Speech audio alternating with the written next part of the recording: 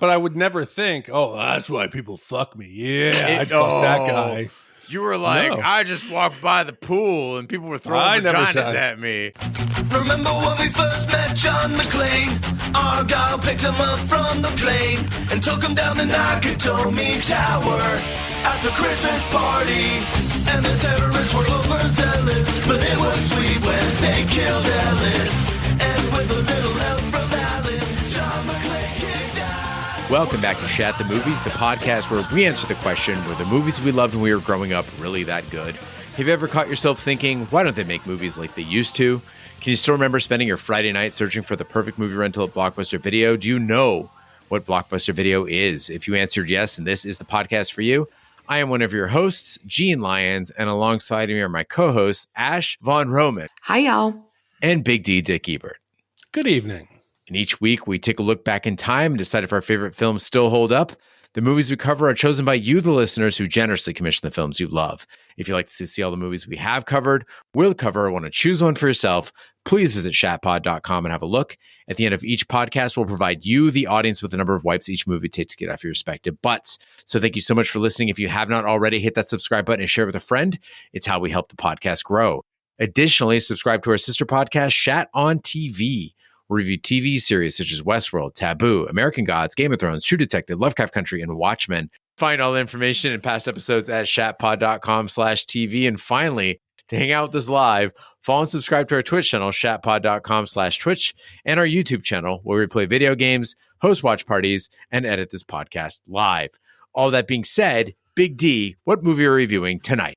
First off, I want to take this chance to wish everybody a happy new year. We're coming to you from 2023. I hope 2024 is off to a roaring start. There's world peace. Everything's going great, and it's a perfect way to start off the year with a movie. And one of our return commissioners, Shawn V., a brilliant man who's commissioned before Flash Gordon. So you know he's a quality guy. He came back and said, please, let's start off 2024 with a bang by going back to 1992 and reviewing the American satirical black comedy, Death Becomes Her.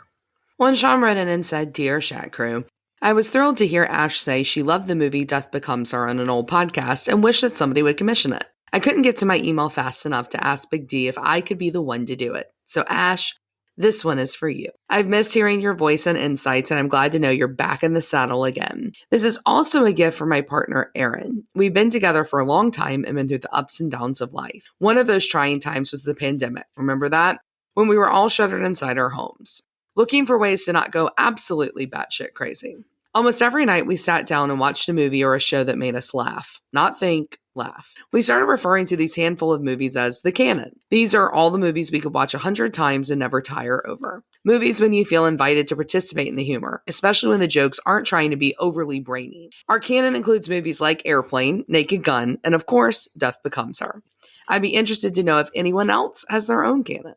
Who doesn't love Meryl Streep? She's an acting goddess, and she's darkly funny in this movie. Goldie Hawn's performance is wild, especially her turn as the cat-loving, icing-eating, revenge-filled spurn lover. Bruce Willis has great comedic timing, toggling between being mortified and neurotic. And Isabella Rossellini, well, I'll let Gene and Big D comment about her contributions. Add in a great soundtrack by Alan Silvestri, some pretty cool special effects given the time, including an opening scene which cuts away just once, and a great cameo performance by Sidney Pollack, and you got yourself a fun film. I know this movie didn't receive rave reviews when it came out, but it's taken on a bit of Rocky Horror Show-esque cult following, especially in the gay community.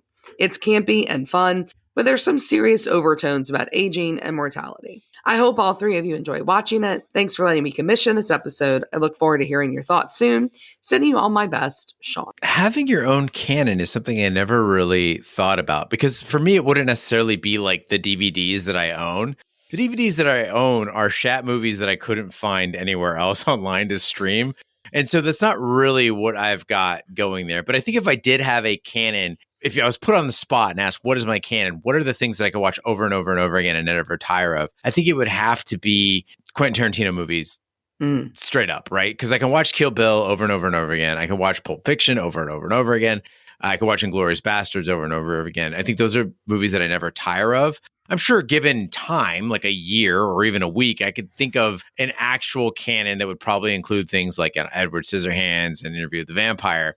But for now, if you were just to ask me my clump of movies, I could say that I don't think there's a Quentin Tarantino movie that I couldn't watch repeatedly. Yeah, I'm right there with you. Tarantino would be in mine, but there's two really random ones that I know both of you are going to highly judge me for, but these are movies that like, for some reason, like I find to be really fascinating and comforting. One is the Keanu Reeves classic, Constantine. I think that movie is amazing. And I've watched that movie, I don't know how many times, like every time it's on TV, if I'm at somebody's house who still has cable, I watch it. And then the second one is the absolutely like essential classic from the early 2000s called Get Over It with Kirsten Dunst. That is a great film if somebody wants to commission it, that all of you will make fun of me for watching, but any film that has an actual like dream sequence of A Midsummer's Night's Dream that's been turned into a musical by Martin Short, just saying, it's kind of a classic. And proof that Shawn is a better man, Gene, than you or I, he didn't even bring up your take on Airplane. Yeah, I was actually thinking about his canon. The Airplane, not great. Naked Gun, sort of okay. Shawn, I think you and I do see eye to eye on Death Becomes Her, and I'm really excited to get into that. Death Becomes Her is a 1992 satirical black comedy fantasy directed and produced by Robert Zemeckis. The film stars Meryl Streep and Goldie Hawn as rivals who fight for the affections of the same man, played by Bruce Willis, and drink a magic potion that promises eternal youth. Released on July 31st, 1992, to mixed reviews from critics, Death Becomes Her was a commercial success, grossing $149 million worldwide on a $55 million budget. A pioneer in the use of computer-generated effects, the film went on to win the Academy Award for Best Visual Effects. So, Ash, I know you are the champion for this movie, and this commission was dedicated to you. So I think you're the one we should start with as we go through our memories. Yeah, I mean, I've loved this movie for pretty much as long as I can remember. This is one of the ones that's definitely canonical for me, right? Like I watch it multiple times a year. My brother is gay, and he and I love a lot of things in gay culture as a result of that. And this is one of those things. We watch this. Two of our favorite drag queens, Jinx Monsoon and Ben Della Creme, they do a great version of this, like a stage version that is really, really fantastic. This movie just makes me feel warm and fuzzy inside because there's a lot of family movies and like friend stuff related to it. And it's, you know, I really appreciate what Shawn said about it being like Rocky Horror-esque. Like this is kind of up there with that kind of a movie for me that I really feel is meant to be watched as like a group. It's meant to be enjoyed as a group, meant to be watched on repeat. It's endlessly quotable. It's so much fun. And I am beyond excited for us to be reviewing it tonight. And at the chance here of sounding ignorant, Ash and G, what makes a movie popular in the LGBTQ community? I usually thought it would have to be some musical numbers. Avoiding that stereotype. No. If you think about it, what I'm saying is the movies that I know are big are Priscilla, Queen of the Desert, Rocky Horror Picture Show, things that you watch in groups. I'm just giving, that's my experience. You can roll your eyes at me. I'm actually reaching out and trying to I am not rolling my eyes. Don't Gene Lyons was. Gene Lyons the haters up that like I mean to Big D because I'm back. No, Gene was rolling his eyes. I just want to point out that when we were in New Orleans for during Pride, I went out to the parade and Big D decided to take a nap. I was sleepy. Maybe you could have learned something that day, Big D. Yeah. I should have asked everybody, hey, what's your favorite go-to movie? What's your canon? Yeah, you could have. I mean, as a non-member of the LGBTQA plus community, just an ally of sorts, I don't know if I'm the right person to answer it, but I think that the queer community has this fantastic sense of humor about them that's very self-effacing. And so I think anything that has a little bit of dark, a little bit of satire, like really fantastic humor, like I think that makes it something that potentially could be great. And there's always strong, powerful women. There's that is a huge theme that you see throughout. And if you think about drag, right? We've talked about drag before. We did on Priscilla, Queen of the Desert about how drag is a tribute to strong, powerful women in people's lives. And what has more strong, powerful women in it than this movie? So it makes sense that it finds itself there. Well, right in. I'm open to learning. Contrary to what tell us Gene your Lyons canon, said. gays. Tell us your canon. Yes, gays. I'm not comfortable saying that yet, but for me, I have no recollection of this film, and it's strange because the poster and the cover box, it's iconic. You see it, you see three big stars. It looks compelling. Bruce Willis has his hand, I think, through her stomach, and you're wondering what's going on. But I remember at the time that this was promoted more as like a fighting marriage adult type relationship film, like War of the Roses. I think that's why I wasn't interested at the time. But if they had leaned more into the science fiction fantasy, I probably would have seen it, because the box alone would make you rent it. I think it's pretty safe to say, Big D, that this movie was not for the boys when it was released, because prior to Death Becomes Her, 7-year-old Gene Lyons saw a movie called Witches of Eastwick at the drive-in and decided, not for me. And if you look at that poster, there are a lot of similarities between Witches of Eastwick's poster and Death Becomes Her. So I had no interest in watching what looked like a fairly identical woman. I thought it was going to be some women who were fighting amongst each other and some man who was kind of orchestrating her behind the scenes. So this was my first watch, and I had no idea what I was in for, except for that hint from Ash last week that essentially said, hey, this movie is popular with the gays. Let's hit the trailer.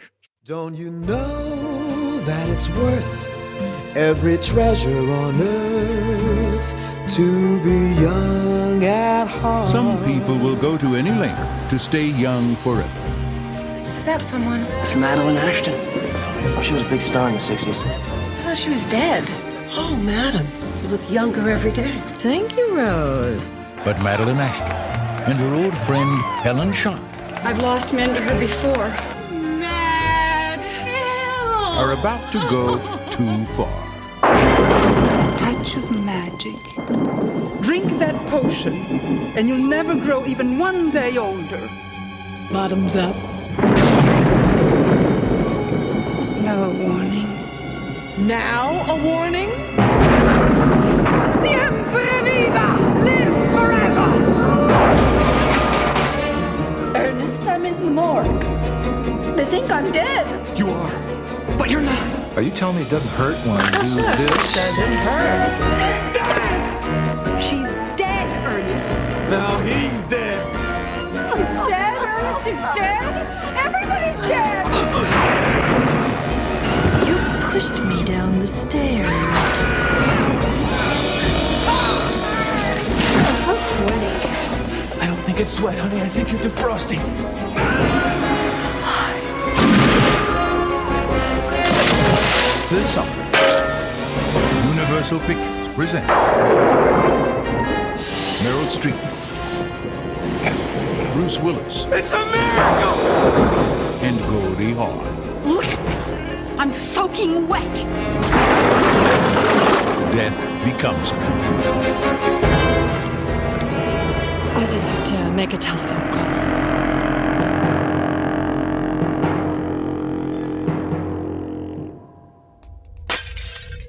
In 1978, Madeline Ashton invites longtime frenemy Helen Sharp and her plastic surgeon fiance Ernest Menville backstage on Broadway. Ernest is smitten and breaks off his engagement with Helen to marry Madeline. 7 years later, Helen is obese and committed to a psychiatric hospital where she plots revenge on Madeline. Another 7 years later, Madeline and Ernest are miserable in Beverly Hills. Receiving an invitation to a party celebrating Helen's new book, Madeline acquires the business card of Liesel von Ruhmen, a mysterious socialite who specializes in rejuvenation. Death Becomes Her, speaking of drag, opens with a scene that makes it clear only people with good taste will fully appreciate the comedy. Madeline, she's starring in a Broadway musical, and it's bad, but it's not the kind of bad that we would normally see in movies. You mentioned Martin Short earlier. Martin Short in a bad musical, there's going to be people tripping on stage. The backdrop is falling apart. He's missing notes, or like the talent is horribly out of shape. That's not what we get here in this movie. In here, the problems in Songbird are much more subtle. So Madeline's blocking, it's just stiff. The lyrics are corny if you're paying attention.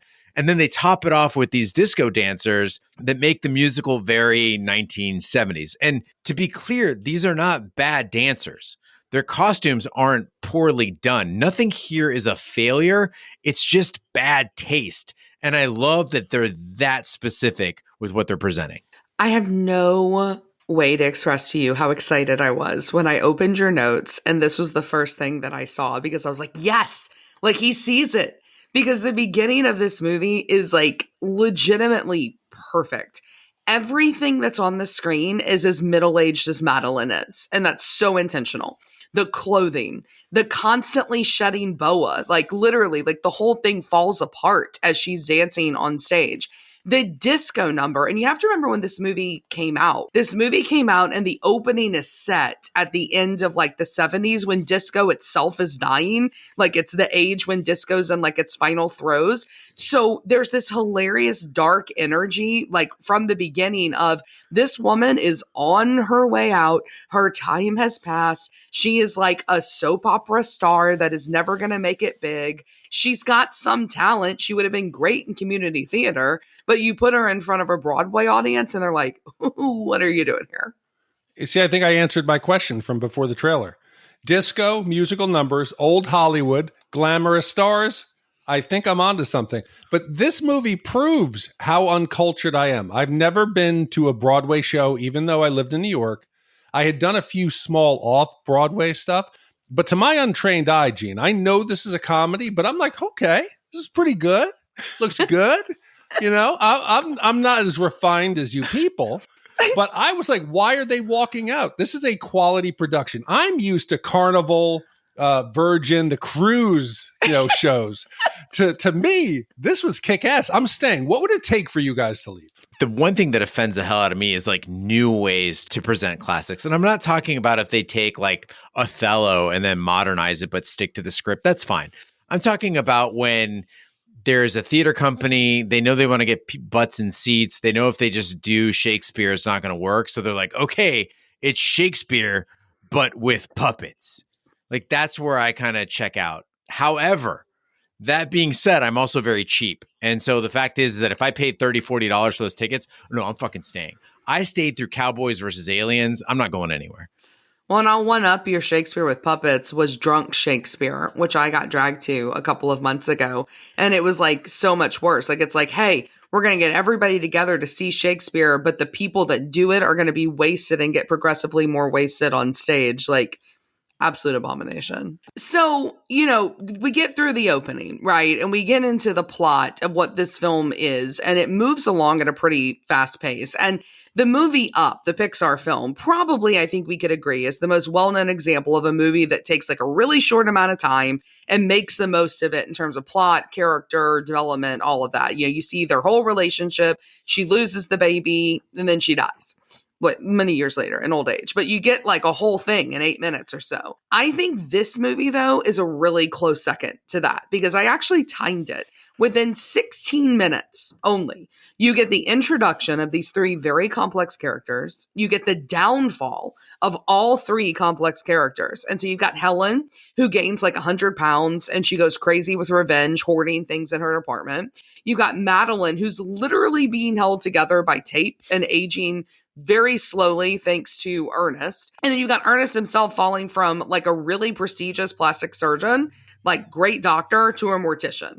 And it's a lot. And if you've never seen it, it sounds like a lot in 16 minutes, but the way they do it like makes total sense. And it's dark, it's hilarious. And I got to give a shout out right now from the get-go to Meryl Streep, because I think she especially shines in these scenes from the beginning, like freaking out in her doctor's office, yelling about how makeup doesn't do anything for her anymore. And especially her forcing her housekeeper to tell her that she's beautiful every morning. Like these 16 minutes feel like an entire film for some of the other ones we watch. And in that way, Ash, it really feels like a stage production. It reminded me so much of plays that I love watching where they can just really rush through certain things and let you fill in the details. We get the key points and then we let our imaginations do the work, kind of weave our own story about what's happening in between.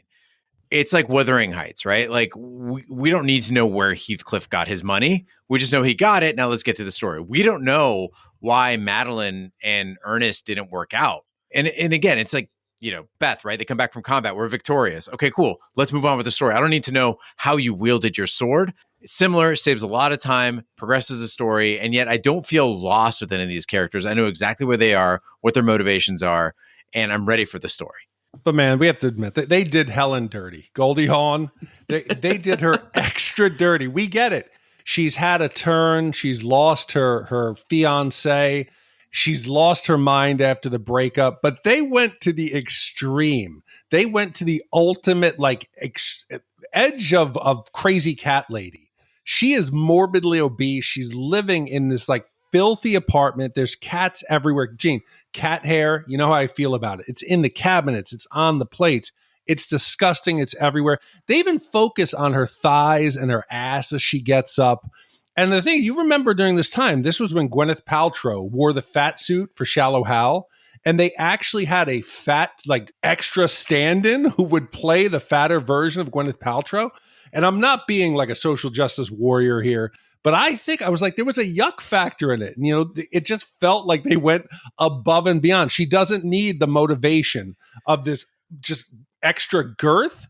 And maybe it's because I'm speaking for my fellow dense humans, you know, who are struggling with their weight here. But yeah, they went really heavy on making her look disgusting. I was kind of jealous of her, to be honest. Like there are times when I look into that abyss and the abyss looks back into me, because I would like to watch stupid shows or watch my enemies get strangled. I want to play video games and just drink loads of high calorie, delicious beer and eat fucking pizza and snuggle dogs and get like 10 more dogs. The pull of this lifestyle had me entranced. And when they came and they pulled her out there, I was like, leave her alone. Leave her alone. She's living her best life. Helen was happy here. She was happy? I think she was. She was enjoying her marshmallow cream. She was watching her stories. Was her life so bad? She had a beautiful chonk cat hiding in the cupboard. That was beautiful. It was fine. Dude, pay the rent, and she could have lived there as long as she wanted. So she wasn't loving it that much. Universal basic income, everybody. Let's make it happen. At the party, Madeline and Ernest discover that Helen is slim and youthful, and Helen tells Ernest that she blames Madeline for his career decline. After the soiree, Madeline discovers her younger lover with a woman his own age. She drives to Liesel's home, where Liesel reveals a potion that promises eternal life and an everlasting youthful appearance. After Madeline drinks and regains her beauty, Liesel warns her to disappear from the public eye after 10 years to conceal the potion's existence and to treat her body well. So clearly, like, the movie starts playing on this idea of how afraid women in particular are of aging. And Meryl Streep was famously quoted about how this movie was like exactly the portrayal of what women in LA, like, their greatest like fears are, is aging out of the acting business. And I think that the movie does a very smart thing when they play up the aging of these characters, because I think a lesser film, they would have looked much older than they actually do. And Streep and Hawn look better than like Daniel Radcliffe at the end of Harry Potter and the Deathly Hallows. Like, he looks older at the end of that movie than like these women do. And if we think about their ages, both Streep and Hawn were in their like mid 40s when this movie came out. And I love that because they don't look like they're 20, and the movie plays on that. And throughout the beginning, it's these very subtle things. It's a little bit of the dulling of the skin, a little thinning of the hair, movement of the hairline back. And so when they have Madeline start to grow young, it's this great reveal when you realize like just how aged they actually were. But it's also not insane how young they become. You know, we talked on the Elf episode about how Gimbals, the scene at Gimbals was my absolutely like favorite scene in that movie. It was the funniest for me. My favorite scene in this movie is when Madeline drinks the potion and gets young, and she's looking in that mirror, and like the way her ass lifts one like cheek at a time, and the way each one of her boobs like raises up and becomes perky again. I lose it like every time I watch this, and it's by far my favorite line. And if you ever get ready with me to go out somewhere fancy, almost every time I quote this movie, when I look in the mirror when I'm done, I'm like, I'm a girl. Like, it's just so fantastic. So we always ask, how's this movie held up? This is 30 years ago. This came out. And it's covering Helen and Madeline's quest for the Fountain of Youth. It's not unusual, but I'm trying to think of today. Let's do it this way. Back then, it was like Hollywood. It was the elite who were worried about their appearance. Today, it seems like it's more commercial, where it's everybody has this fear. It's on TV, it's on podcasts, it's on the radio. There's like tightening creams and lotions. For the guys, you got grow your hair or dick pills. You know, we got Hims. You can call us. We're looking for a sponsorship. There's plastic surgeries. You got Spanx. You have guys who will do like butt lifts or fake abs. There's now medications everywhere. You got HGH, Botox, or Wegovy. It's a bigger business where now this insecurity is widespread. And I've recently thought about having some plastic surgery.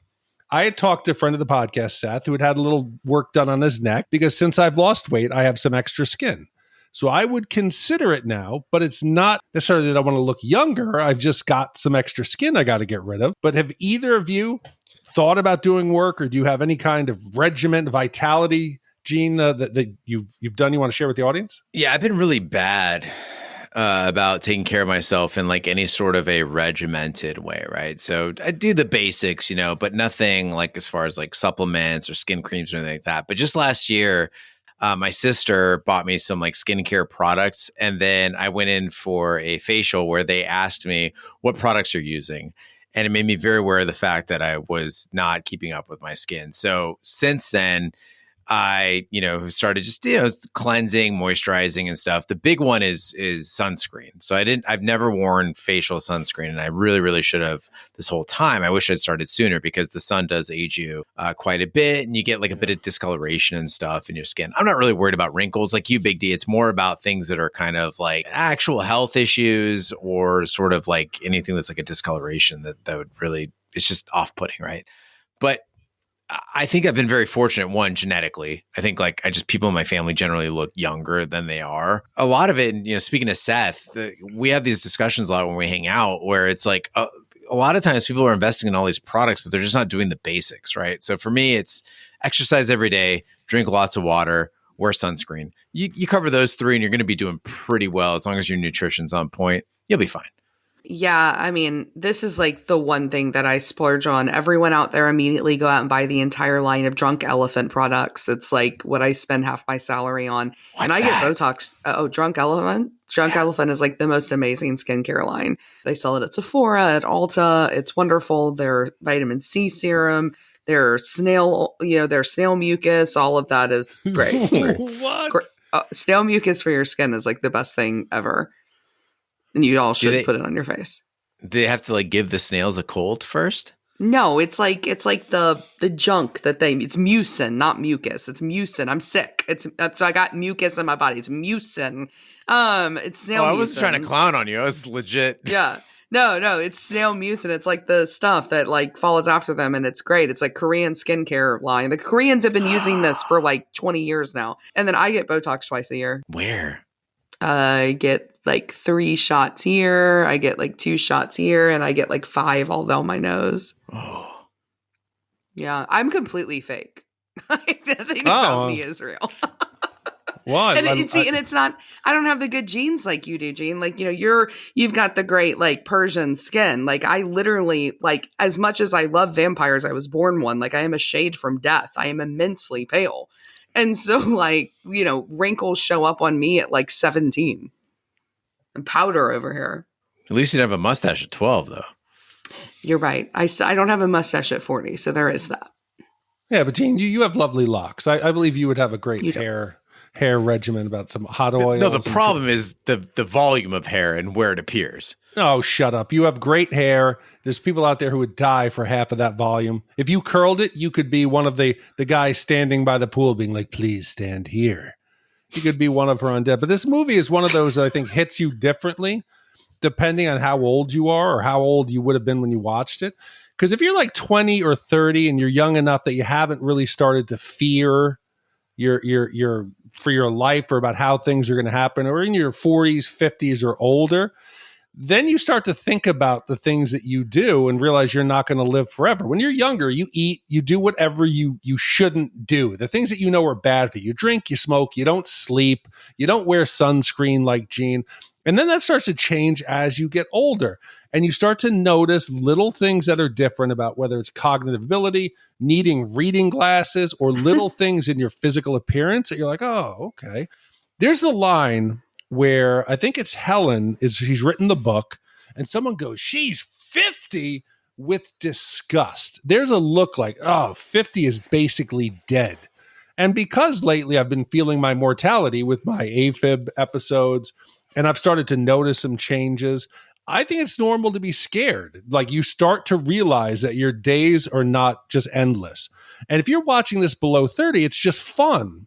But I felt watching this now with some of my inner fears and the worries and insecurity, it started to hit me in a way that I don't know other movies or this movie at a different time would have. Yeah, I didn't read that line the same way. Like, when I heard it when they said she's 50, I thought I was just shocked that she looked so good for being 50. So Big D, I think there might be something very deep rooted, as you alluded to. I don't consider myself terribly vain. And I really feel like, and I'm not just saying this, I feel like people have a different type of beauty at every age. And I think about this the way like my wardrobe has evolved. And so there are things that I wouldn't wear now that I wore when I was younger, right? Lots of makeup, skirts, stuff like that. When you're at my age, you talked about a Big D with Robert Smith, right? It's not age appropriate, right? But at the same time, I find my wardrobe shifting more and more toward like stuff that like Nick Cave might wear. And I can do that. But if you do that as a teenager, you look like an asshole, right? So it's like, it kind of works that way. And I look at people who are 50, 60, 70, and there's just a beauty as long as you embrace it that really applies to them. So that part of it didn't really bug me. But Big D, you did mention before how celebrities aging makes you more aware of how old you are. I think the way you said it was like looking in the mirror, you don't notice it. No. But you look at other people, it's a benchmark of how old we're getting. And in this movie, I'm like, who the fuck is this hot chick with her titties out? What's going on? And I didn't realize that's Isabella Rossellini. I thought it was Sadie Frost. Like, that's how I'm like, Isabella Rossellini is a fucking smoke show in this movie. And I've always thought of her as that old lady, Isabella Rossellini, that David Letterman would talk about all the time. Yeah. I mean, I don't know. Like, I think it's interesting that this made you like question like your mortality. Because for me, this made me happy that I was mortal. Like, that's the theme like of the movie, like that hits home for me. And as far as like aging goes, like I am so glad to be out of my 30s now and in my 40s. Like each decade, I feel like to be a relief to be like behind me, especially in the sense of like financial security, right? Like I would never trade the financial insecurity of like my 20s or my early 30s to have those years back. And I mean, that's what technology's for. Like dermatology is advanced to the point that like we don't have to look like we're aging anymore if we don't want to. And I'm with Eugene. Like, I think there's something nice about people getting gray hair and embracing it and people dressing differently. I certainly dress much differently now than I used to. Now, counterpoint on that, though, is I'll look at photos of myself like in my early 20s. And I'm like, that's why people were fucking me, even though I was a complete asshole. Like, you look at yourself and go, oh, Jesus Christ. Yeah, like I would fuck that dude.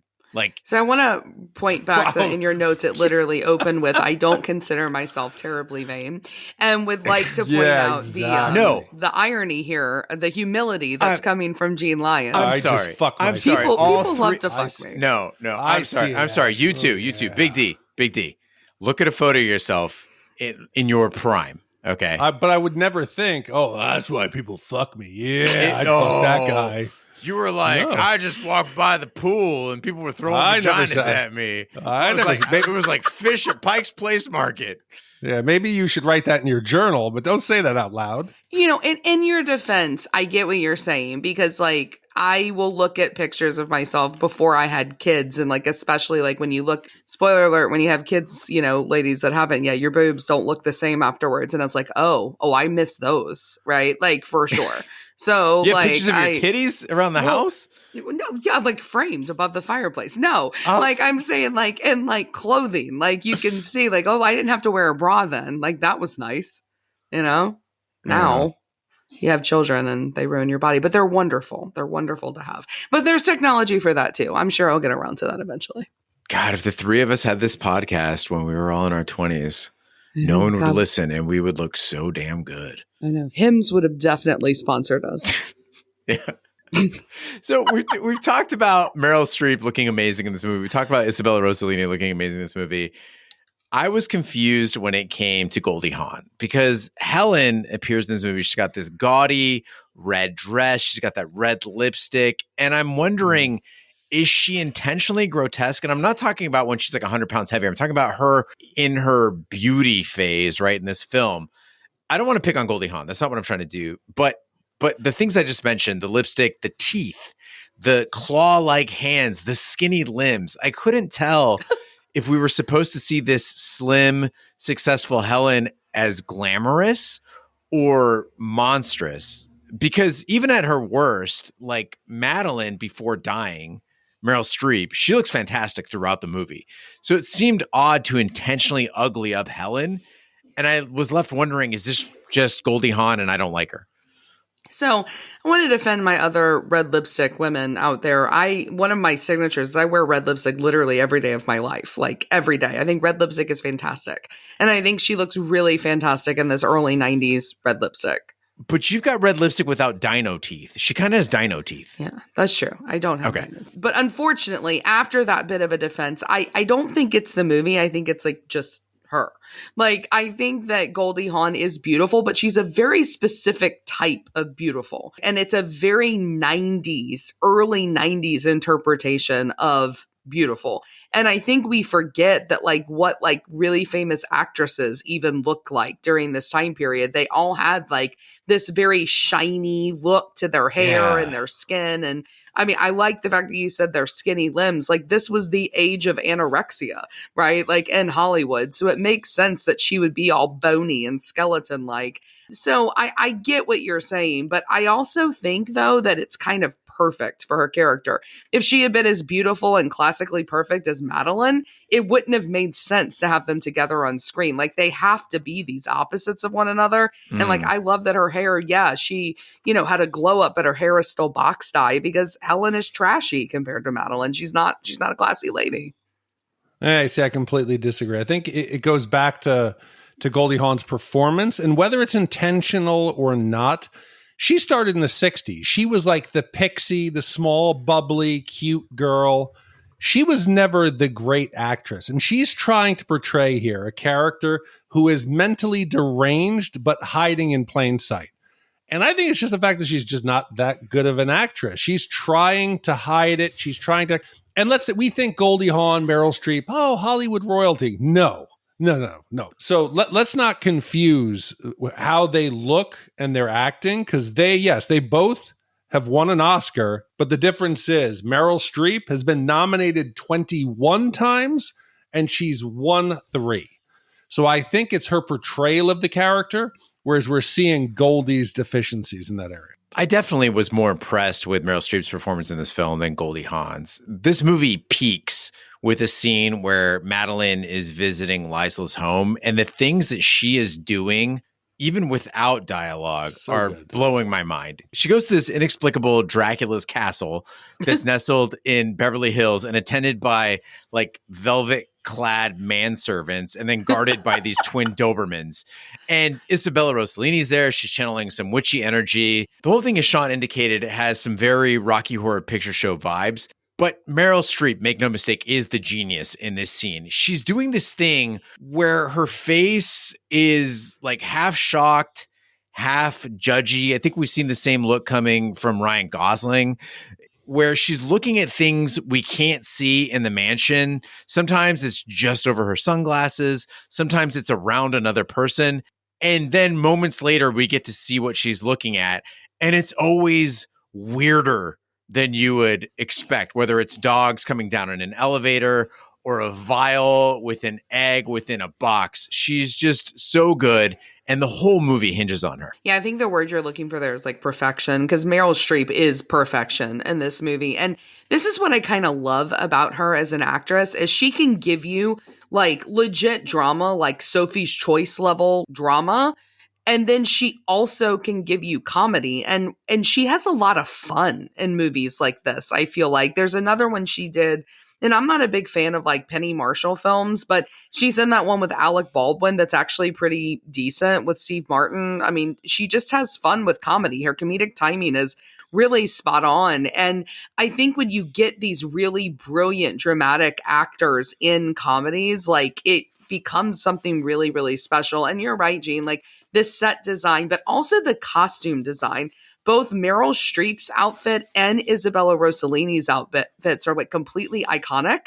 And they're laugh out loud funny. I mean, how does that even stay on her tits? Like, it's just a bunch of, beads that are kind of beaded together. And I don't know how it worked, but it is so, so good.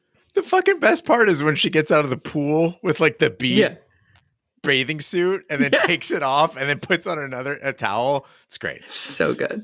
Helen seduces Ernest and convinces him to kill Madeline. So he pushes Madeline down the stairs, breaking her neck. But Madeline rises with her head twisted backward and asks Ernest to drive her to the emergency room. Clinically dead, Madeline is taken to the morgue. Ernest rescues her and repairs her body at home. Overhearing Helen and Ernest discussing their plot to kill her, Madeline shoots Helen with a shotgun and discovers Helen also has taken Lysol's potion. The two briefly fight before apologizing and reconciling their friendship. So we've seen a lot of 90s comedies at this point, but Death Becomes Her elevates itself above them by combining an outstanding script with brilliant physical comedy. We've talked a little bit about it before. It's very much like Clue in the way people's facial expressions, locomotion, and fussiness like bring extra laughs to the scenes. And Big D, by the way, if you want to know what goes into a good drag performance, I think it'd be facial expressions, locomotion, and fussiness. The way Bruce Willis looks when he's being seduced, the way people fall down stairs for what feels like a fucking eternity, they just keep falling. The way Meryl Streep slinks around pillars when she's intrigued. Ernest's assistant swapping out his gloves for bigger gloves mid-stride as he gets the details on a corpse he has to touch up. All of that is physical comedy, but I wouldn't really call it slapstick per se. And for people with hyperactive minds that just like a lot going on, this is catnip. And the movie in this whole part, it feels both big and small at the same time. And I think a lot of that is because the whole thing until the end, it all takes place at night. And it almost all takes place in the rain. And so even though they're going to different locations, it feels like when you see a play and they just like turn the set. And so therefore it's just like a different set, but it's the same world. It's really smart. See, but as you talked in the beginning about the efficiency of the storytelling, the first 16 minutes, I don't think it stops after that. We've talked about, Naked Gun, one of Shawn's Canon films. That was one of the, I think, the most jokes per minute in a film. Either that or Airplane were in like the top 3. Here, the jokes keep coming. It doesn't stop after the first couple minutes. And I think where this succeeds even more than Naked Gun is this has very few misses. Everything seems to hit, whereas Naked Gun had 50-50. You didn't know, some would be good, some would be not so good.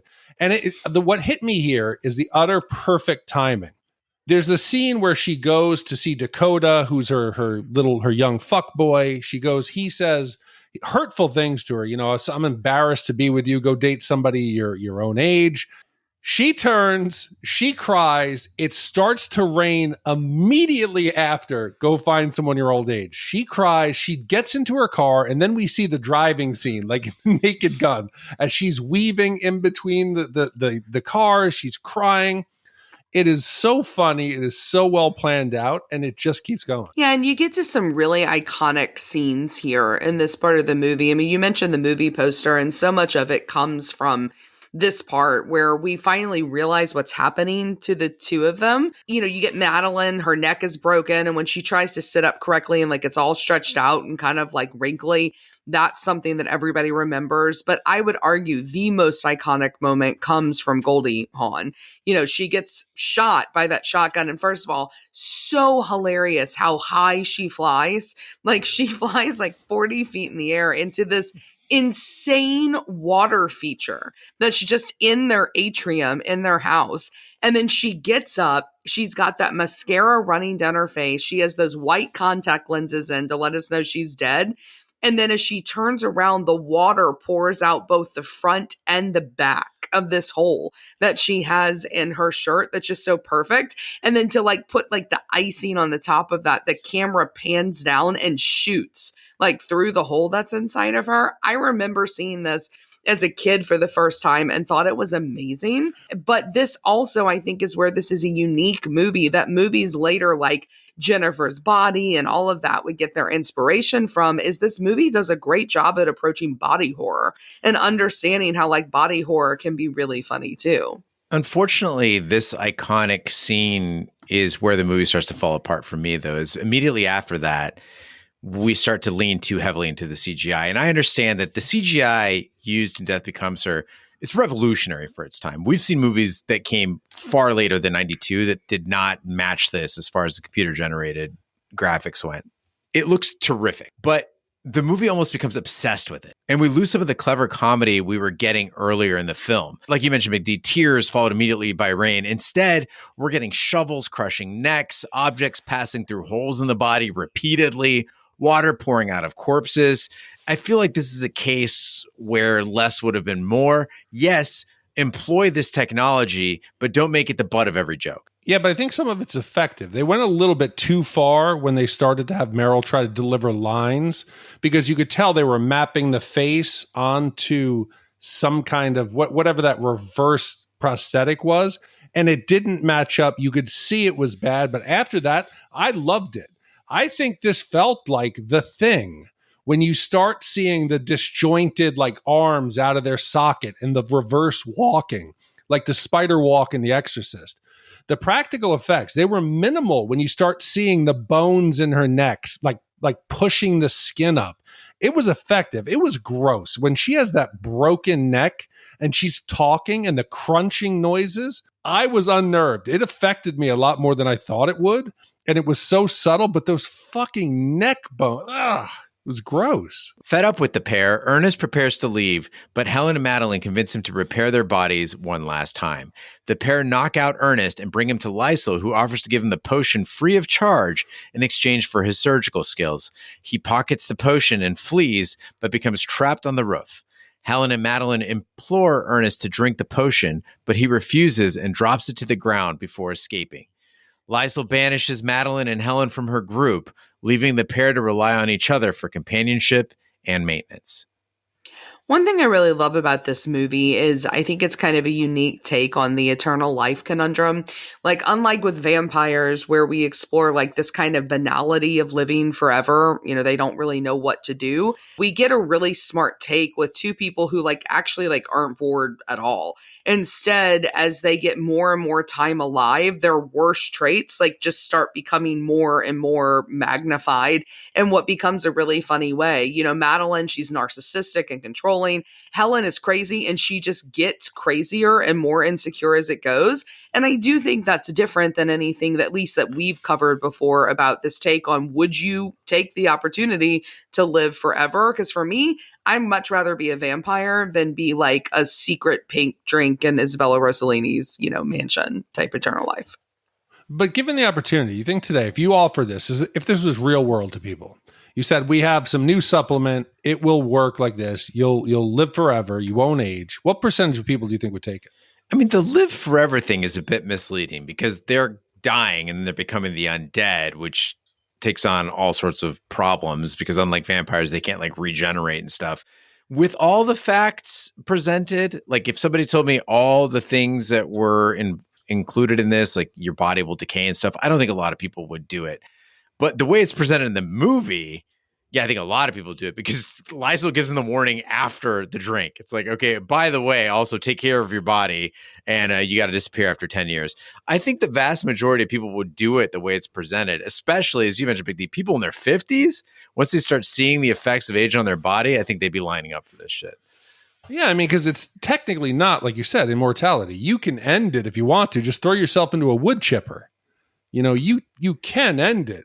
But I have so many questions here about what's going on. So when Ernest wakes up, he's in the castle. We start to see the undead community. We're starting to find Lysel's, her role as the leader and the recruiter.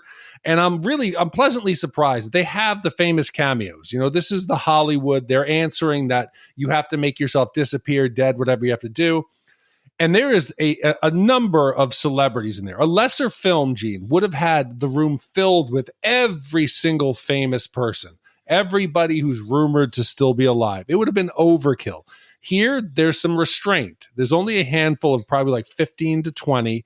And it left me wondering, though, what is going on in this community? Because you guys are the experts in this. And I'm like, if you're taking on only wealthy clients to allow yourself to continue to live, why would they take on Helen? Because Helen was broke living with the cats. I know her parents are wealthy, but from her conditions there, not paying the rent, it doesn't sound like they're taking care of her. Normally, if you're going to get something like immortality, you have to pay the price. You have to give up your soul. You have to feed on human blood. I don't get what's in it here for this community to keep going. I mean, it seemed to me like there was sort of a sliding scale here, but it doesn't have to be millions of dollars to still be profitable because Lysel's got immense wealth, right? I mean, she's got this huge castle. She's got the servants, very, very nice place. And I think that is a result of taking wealthy clients and transferring this magic in exchange for money. In Helen's case, I mean, maybe it was like an advance on the book. Maybe the book brings in new clients so she can make more money. Maybe it's a marketing thing. I'm not really sure. But I didn't get the sense that she was doing it out of charity by any means. So traditionally, are vampires like a multi-level marketing scheme? Like if you bring in someone and they bring in someone, do you get the benefits of feeding off that gene, or do you only get credit for the ones you turn? No, generally you want to keep the population low because you want to retain all the resources yourself and keep it. It's like Tony Soprano said, buy land because God's not making any more of it. And I think we've done a good job of hyping up Meryl Streep and Goldie Hawn, but we haven't talked much about Bruce Willis. And I think his performance is subtle and it needs to be recognized. It works, this film, because of him playing off the two leading actresses. In Tango and Cash, we compared Stallone and Schwarzenegger when they tried to break out of that traditional, like the action hero and tried to go into the different genres. And I think, if I remember correctly, what we eventually settled on was that Arnold was the better comedian. Oh, yeah. Stallone was the better dramatic actor. Correct. And I'm starting now to think, Bruce Willis, where does he fit in it? Because if you talk about Bruce Willis, everyone's going to think about John McClane and Die Hard. That's the first thing that they're going to think of. And he's the everyman. He's going to come through it. Audiences can see themselves in McClane. He's a real guy, blue-collar guy with struggles. And here, I think he shows that strength. He is schlubby, the way he dresses, the way he walks around. He looks disheveled and broken, his body language. He looks like the character in 12 Monkeys. You remember when he tries to disguise himself as a normal guy? The mustache, the glasses. Bruce Willis is so diverse and works in so many genres. I know he started with comedies on TV. He should be recognized up there with the other big versatile stars of the time. What really became clear to me in this movie, though, is how hard it is to make Bruce Willis not hot, because they put a lot of costuming on him to try to make him look, as you said, schlubby. Right? He's always wearing like a cardigan and a wide tie and kind of like he's got some padding going on there. Even then, he was still kind of hot. It's like you can't shut his heat off. And so I'm so glad Ash is here on the pod because I got to ask, like, are you picking up the same thing? Because I'm looking at him, I'm like, even with the mustache, the glasses, and all that stuff, he's just got an appeal. Yeah, I mean, he looks like a hot guy who goes as Rick Moranis to a Halloween party. Yes. Right? Like, I mean, yeah, he's still hot. Bruce Willis is a good-looking dude. He's sexual. But you think that's just because he's a movie star? If you saw this guy, no. So if you saw him working on changing the tire in your car, you would think, yeah, he's swaggy. Mm-hmm. He's so charming. Yeah, he's got a lot of swag. Like I think he's a good looking dude. I think that he is the most good looking out of the three that you mentioned: Stallone, Schwarzenegger, and Willis. Give me Willis any day. I mean, give me Reeves over all of them, but I think Willis is pretty hot. Keanu? Oh yeah. Okay. Oh, I thought it was Christopher. Yeah. That's Reeve. I mean, he was Reeves. A good-looking guy, yeah. Are you a podcaster? Are you a movie podcaster or what? I don't think we've covered one of Christopher Reeves. Have we not? No. We haven't done a single Superman movie. What the fuck? No Superman. 2 or 3. Or what about the one where he goes back in time? Superman. A romantic one. It's 2. like Everywhere or Everything or something. Oh, I think something the Superman in time. movie goes back in time. Oh, you know Place what I'm in talking about? Time? Yeah, Place in Time. It's like Place a romantic thing where he goes back to like the 20s. I don't know. And he's in a hotel. I have no idea what you're talking about. Then he takes his shirt off and he's Superman. Oh, he was always super hot. 37 years later, Madeline and Helen attend Ernest's funeral, where he is eulogized as having lived an adventurous and fulfilling life with a large family and friends. Now appearing grotesque with cracked peeling paint and putty covering most of their gray and rotting flesh, they mock the eulogy and leave early. Outside the church, Helen slips on a dropped can of spray paint and falls down a flight of steps, dragging Madeline with her after she refuses to help her. Their bodies shatter to pieces at the curb, and Helen asks Madeline if she remembers where she parked their car. The way everything kind of comes together at the end of this film, I think, is as perfect as a lot of it, is throughout. Of course, Ernest chooses to live a normal life. That makes sense. Of course, he winds up doing all these bucket list things that are hilarious at the funeral. Like when he's in like the parka climbing the mountain. So good. And I think that what's great is there are these bookends that happen on this movie. Again, feeling like a play here, where the beginning is hilarious with the opening Broadway number and the end, the funeral, is as funny in that same quiet comedy type of way. Like it's very subversive. You have to look for the comedy that's there. And then I think the fact that you add to it that these two women, these frenemies, wind up together for eternity, like slowly rotting away. I think that we get, the major plot point of this movie, the theme, if you will, which is that people often enter into both relationships and friendships that benefit them or are convenient, and we get fucked because of it. Yeah, Ash, you're absolutely right. Most movies at this point, they're going to give us a morality play at the end, and it's going to be fairly straightforward. There's no more laughs, right? The laugh movement of the film is done. Your Ernest eulogy is one of the funniest moments of the film. And again, you have to be paying attention. The priest is not being like yuck, yuck funny, but he mentions little things like the Menville Center for the Study of Women. And that to me is one of the funniest lines in the movie. I laughed out loud. Yeah, but how do they not know his earlier life? They said we know much more of him after. Like wasn't he a famous plastic surgeon? He was out in Hollywood. He was very wealthy. I think that was a big part of his life. Yeah, and I think they talked about that. But you have to remember, I mean, listen, I just went to recently a celebration of life. It was at a Lutheran church. They talked about this woman's life, but the primary, it was like, she had some kids, she raised the kids, blah, blah, blah. And then the focus was really about the last like 10, 15 years of her life. And of course, her service to the church, because that's what really wanted to play up, and her relationship with Christ, whatever. It generally tends to be a curve where they focus really on the last few years of your life and what you were up to in those days. When we get to the end here, I was thinking about what you had mentioned, Gene, that we kind of gauge our age on what stars look like. And you'd mentioned Isabella Rossellini. You're like, who is this smoke show on how she looks today? Damn. And I haven't looked up either Meryl Streep or Goldie Hawn in quite a bit. So I was like, after this, I'm like, the film makes, women's vanity a big major portion of the film. So I wanted to see whose path did they follow? Did they follow Ernest, or did they follow the traditional, like, eternal life and beauty? And it was sad to see they were very, very different. Meryl Streep, and maybe it's because she's always been the unconventional beauty who is a better actress, she really has done nothing. She's told Vanity Fair in an interview that she doesn't want to do anything. She thinks it actually hurts people's performance, whether it's Botox or other augmentation, that it makes it more difficult for them to emote. She hasn't done it. And she hates the fact that she feels like she has to do it. So she lives a clean life. Goldie, have you guys seen her recently? Yeah. Unfortunately, she's kind of gone the other way. And it made me feel sad after watching this film and the dialogue and what it's about. She has to recognize at some point that she's embodying the end of this film. She's become that desperate attempt to hold on to her youth. And it made me feel kind of sad for her. Yeah, I mean, Meryl Streep has exceptional bone structure. I'm surprised to hear that she didn't do anything, because looking at her face, I would think that there is at least a little bit of Botox or some filler there.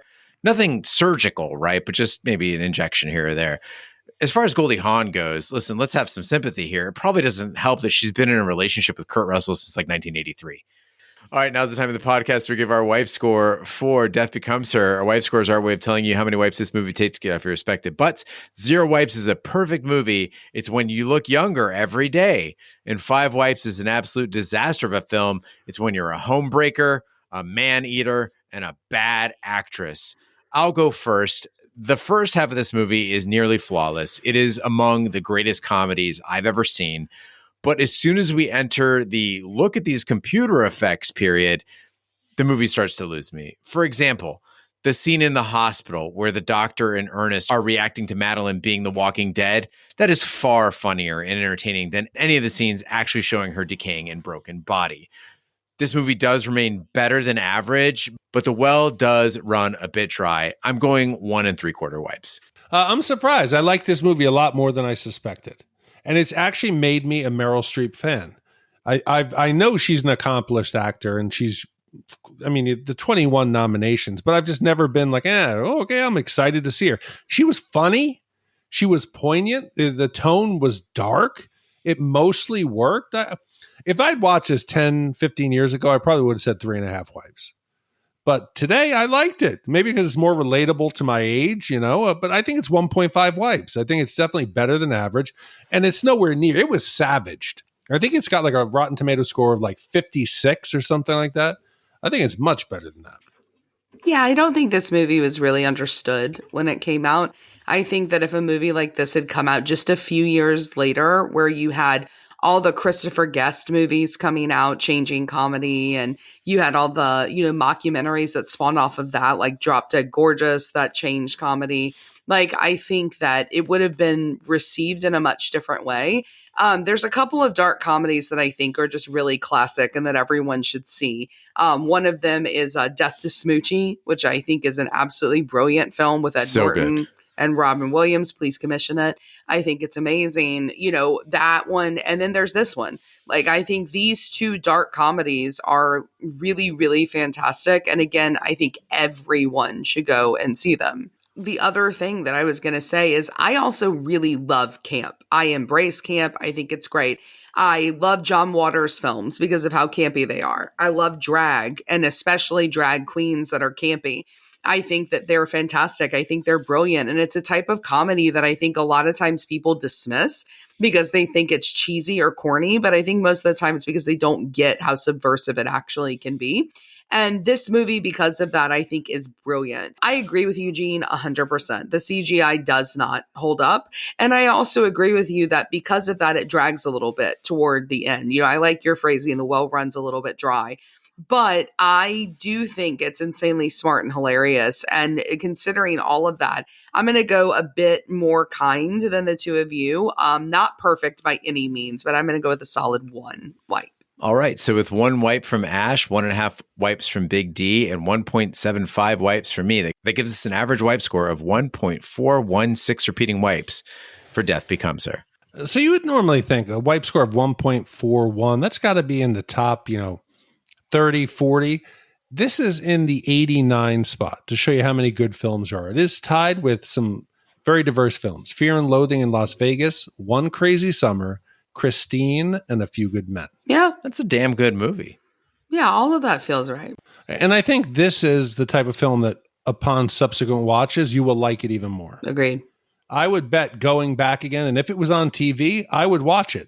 I think I would sit down and continue to watch it. So I think for that, it's I'd probably give it a much better score the second time around. All right. Well, there you have it. Shawn, thank you so much for Death Becomes Her.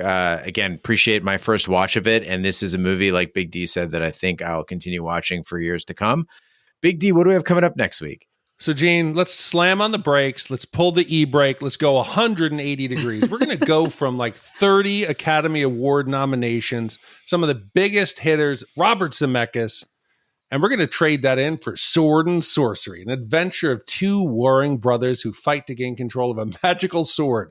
Hawk, a noble warrior, assembles a small force of fighters to help rid the land of a powerful and devious enemy who also happens to be the older brother and their father's murderer. Dun, dun, dun. Commissioned by Joe T.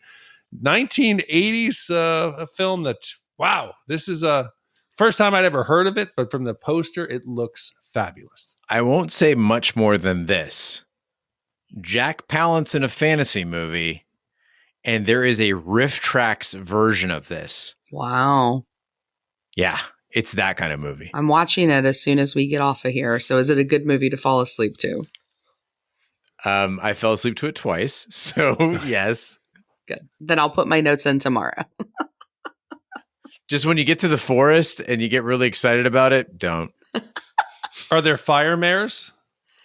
There's I think there's screaming frogs. So good. It's yeah, I mean it's like a fire mare. Yeah, totally the same thing. But not. I'm excited. Well, thank you to Joe for commissioning our upcoming movie. Thank you to Shawn for commissioning Death Becomes Her. Thank you to all of our commissioners who make this podcast possible. That concludes this week's episode of Shat The Movies. Be sure to follow us on social media, share with a friend. We're on Facebook, Twitter, Snapchat, and Instagram at Shat The Movies. Email us, host at shatpod.com. Support the podcast by shopping our Amazon affiliate link, buying our merch, or by commissioning your own movie. Find all information by visiting our website, shatpod.com. Also, check out our sister podcast, Shat on TV, where we review TV series such as Lovecraft Country, Westworld, True Detective, Taboo, American Gods, Game of Thrones, and Watchmen. Find all information on our website, shatpod.com/TV, wherever fine podcasts can be found, including Apple Podcasts, Google Play, Stitcher, and YouTube. Be sure to subscribe. And if you stop by Apple Podcasts, please leave a 5-star review. It helps the podcast grow. On behalf of my co-hosts, Big D and Ash, I'm Gene Lyons. Everybody have a great 2024 and join us next week for the following movie. Happy New Year.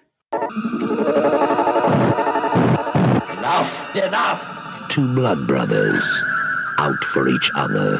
You have found the power which is rightly mine. How? The firstborn brother, they called him Voltan.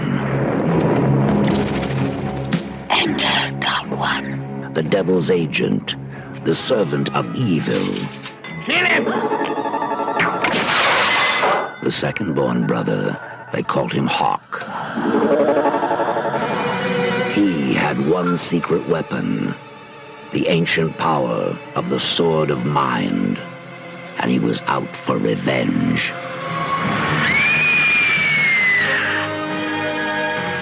Last thing you will ever see is the woman you love in my arms. I am ready.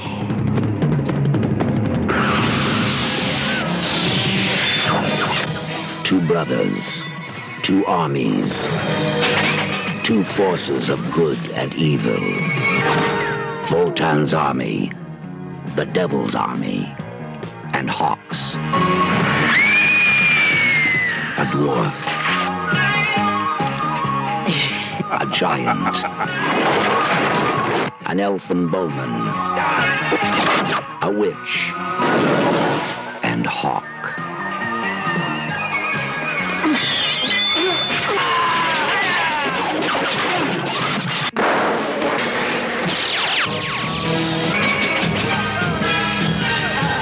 Together, they took on the mighty Voltan. Together, they took on the devil's agent. Two blood brothers, with only blood between them.